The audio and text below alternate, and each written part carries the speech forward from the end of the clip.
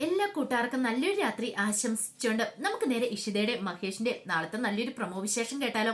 ആദ്യമായി കാണുന്നവരാണെങ്കിൽ ചാനൽ ഇഷ്ടപ്പെട്ട ഒന്ന് സബ്സ്ക്രൈബ് ചെയ്യാൻ മറക്കരുതേ. അതോടൊപ്പം തന്നെ വീഡിയോ ഇഷ്ടപ്പെടുവാണ് ലൈക്ക് ചെയ്യാനും മറക്കരുത് കേട്ടോ. നമ്മുടെ മുന്നോട്ടുള്ള യാത്രയിൽ നിങ്ങളുടെ ലൈക്ക് സപ്പോർട്ടാണ് നമുക്ക് ഏറ്റവും കൂടുതൽ പ്രചോദനമായി മാറിക്കൊണ്ടിരിക്കണേ. നമുക്ക് നേരെ വിശേഷത്തിലേക്ക് പോയാലോ. അങ്ങനെ ഇന്നത്തെ വിശേഷം നമ്മൾ കണ്ടു.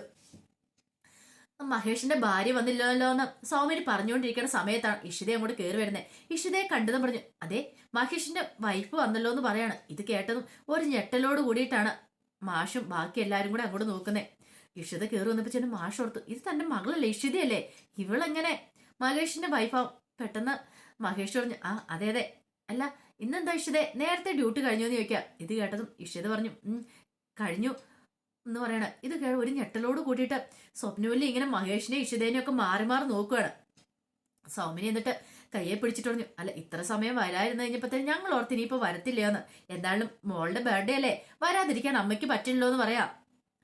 ആ സമയം കഥ അറിയാതെ ആട്ടം കാണുന്ന ഒരു അവസ്ഥയിലാണ് സ്വപ്നവല്ലി നിൽക്കുന്നത്. പെട്ടെന്ന് സ്വപ്നവല്ലിയെ വിളിച്ചോണ്ട് മഹേഷ് അങ്ങോട്ട് പോകണം, ഇപ്പൊ വരാന്ന് പറഞ്ഞ് അങ്ങോട്ട് പോയി. പിന്നീട് സ്വപ്നവല്ലിയെ മാറ്റിയെടുത്തിട്ട് പറഞ്ഞു, അമ്മ ഇവിടെ നന്നായിട്ടൊന്ന് ആക്ട് ചെയ്യണമെന്ന് പറയണം.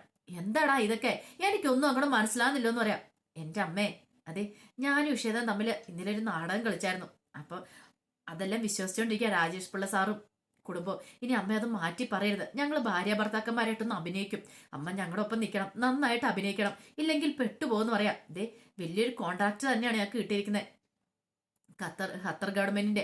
അപ്പൊ അത് അമ്മയായിട്ട് ഇല്ലാതാക്കരുത്. അമ്മ അഭിനയിച്ചില്ലെങ്കിൽ അതെ ആ പ്രോജക്റ്റ് അങ്ങോട്ട് പോയി കിട്ടുമെന്ന് പറയാ. ഇത് കേട്ട് കഴിഞ്ഞപ്പോ സ്വപ്നവല്ലി പറഞ്ഞു, എടാ മോനെ, എന്നാലും എങ്ങനെ ഇത് ശരിയാകും അമ്മേ, ഇതൊരു അഭിനയം മാത്രമല്ലേ, അല്ലാതെ ഒറിജിനൽ ആയിട്ടൊന്നും ഉള്ളതല്ലോ. അമ്മ അതുകൊണ്ട് പേടിക്കണ്ട, അമ്മ ദൈവത്തെ ഓർത്ത് ഉപദ്രവിക്കരുത്, കുളം ആക്കരുതെന്ന് പറയണം. ഇത് കേട്ട സ്വപ്നവല്ലി പറഞ്ഞു, ഞാൻ നോക്കട്ടെ എന്ന് പറയാണ്.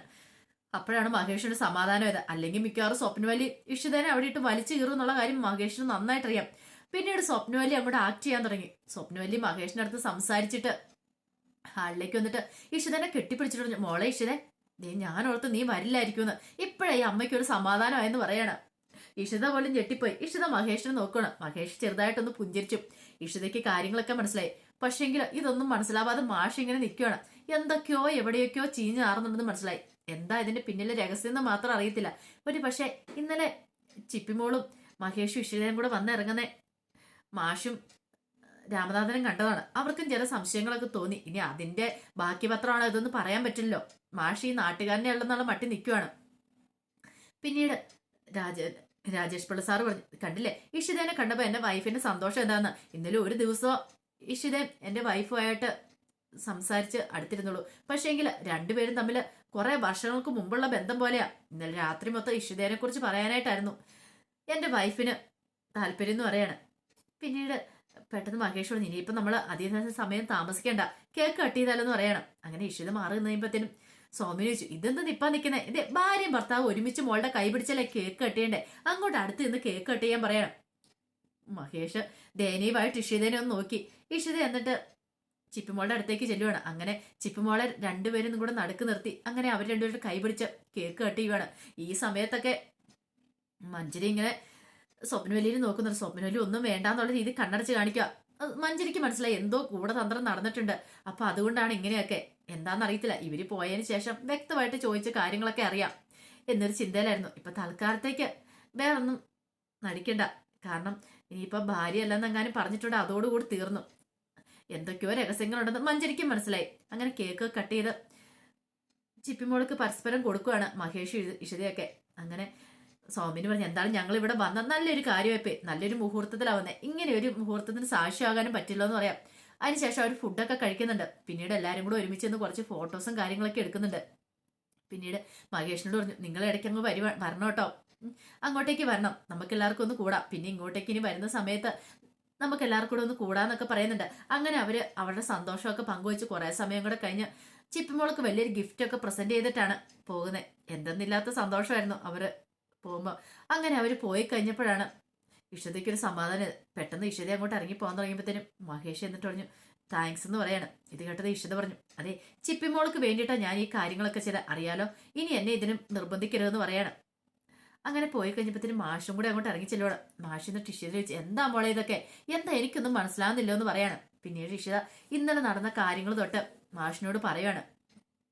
പാർക്കിൽ പോയതും എല്ലാ കാര്യങ്ങളും എല്ലാം കേട്ട് കഴിഞ്ഞപ്പോഴത്തേനും മാഷ് പറഞ്ഞു, ഇങ്ങനെ ഒരു ട്വിസ്റ്റ് ഉണ്ടായിരുന്നു ഞാൻ പ്രതീക്ഷയില്ല. അപ്പൊ അതാണല്ലേ നടന്നല്ലേന്ന് ചോദിക്കാം. എന്ത് ചെയ്യാനാച്ചാ, ഇങ്ങനെയൊക്കെ സംഭവിച്ചു പോയി. സാരമില്ല മോളെ, നല്ലൊരു കാര്യത്തിന് വേണ്ടിട്ടല്ലേ. മാത്രമല്ല ചിപ്പിമോളുടെ സന്തോഷം കണ്ടായിരുന്നു എന്ന് ചോദിക്കാം. ചിപ്പിമോൾക്ക് ഭയങ്കര സന്തോഷമായെന്ന് പറയാം. അത് ശരിയാ, ചിപ്പിമോൾക്ക് സന്തോഷമായെന്ന് പറയാം. അങ്ങനെ ഇഷിത അങ്ങോട്ട് പോയി കഴിഞ്ഞപ്പോഴത്തേനും സ്വപ്നവല്ലി ഒന്ന് മഹേഷിനോട് ചോദിച്ചു, എടാ ഇതെന്തൊക്കെയാടാന്ന് ചോദിക്കണം. മഞ്ജരി പറഞ്ഞു, ദേ മഹേഷേ, ഒരു കാര്യം ഞാൻ പറഞ്ഞേക്കാം, ഇതിപ്പോ ആക്ട് ചെയ്ത് റീൽ ആവുമെന്ന് ചോദിക്കുക. ഇത് കേട്ടത് രാമനാഥൻ പറഞ്ഞു, റിയൽ ആയാലും എന്താ കുഴപ്പം, രണ്ടുപേരും നല്ല എന്ത് ജോഡിയാ. പോരാത്തതിന് ചിപ്പിമോൾക്ക് ഭയങ്കരമായിട്ട് ഇഷ്ടപ്പെടുന്നു പറയാം. ചിപ്പിമോള് പറഞ്ഞു, എനിക്ക് എന്റെ ഷിയാമനെ ഭയങ്കര ഇഷ്ടമാണ് എന്ന് പറയാണ്. ഇത് കേട്ട് കഴിഞ്ഞപ്പോ സ്വപ്നവല്ലി പറഞ്ഞു, അതൊന്നും കുഴപ്പമില്ലാന്ന് പറയാണ്. പിന്നീട് ഇഷത വീട്ടിലേക്ക് എന്ന് കഴിയുമ്പോഴത്തേനും പ്രിയാമണി ചോദിച്ചു, എങ്ങനെയുണ്ടായിരുന്നു ബർത്ത്ഡേ ഒക്കെ ആഘോഷ നല്ലതായിരുന്നു എന്ന് ചോദിക്കുകയാണ്. മാഷ് പറഞ്ഞു, നീയും കൂടെ ഒന്ന് വേണ്ടതായിരുന്നു പറയാം. എന്താ മാഷെ അങ്ങനെ പറഞ്ഞേ, നീയും കൂടെ ഉണ്ടായിരുന്നേ പൊടി പൂരമായെന്ന് പറയാം. എന്തോ മാഷ് ഉന്നം വെച്ചാണല്ലോ പറഞ്ഞേ. ഒന്നുമില്ല എന്റെ പ്രിയാമണി, കാണേണ്ട കാഴ്ച തന്നെയായിരുന്നു. ചിപ്പിമോളുടെ അച്ഛനും അമ്മയും കൂടെ ഒരുമിച്ചല്ല ബർത്ത്ഡേ കേക്ക് മുറിച്ചെന്ന് പറയണേ. അച്ഛനും അമ്മയും കൂടെ ഒരുമിച്ചോ? അതിന് രചന വന്നായിരുന്നോ? കേക്ക് കെട്ടിയായിരുന്നു പറയാം.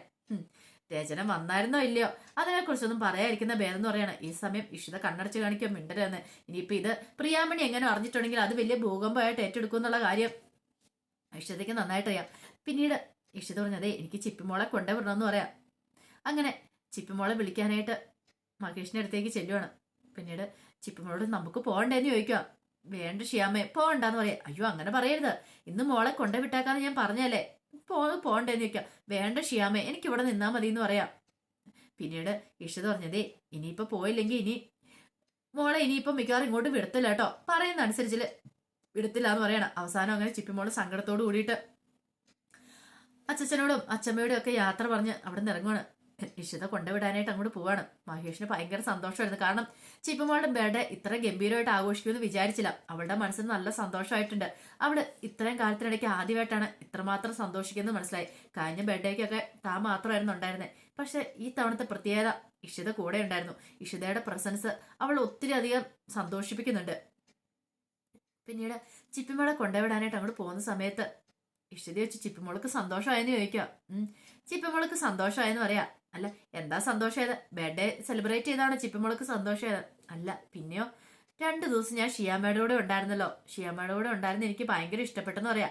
അതെന്താ, ഞാൻ ചിപ്പിമോളുടെ അമ്മയായിട്ട് ആക്ട് ചെയ്താണോ ചിപ്പിമോൾക്ക് ഇഷ്ടപ്പെട്ടെന്ന് ചോദിക്കാം. അതല്ല പിന്നെയോ, എനിക്ക് ഈ ആക്ടിങ് പോരെന്ന് പറയാം. പിന്നെ എന്താ മോക്ക് വേണ്ടേ?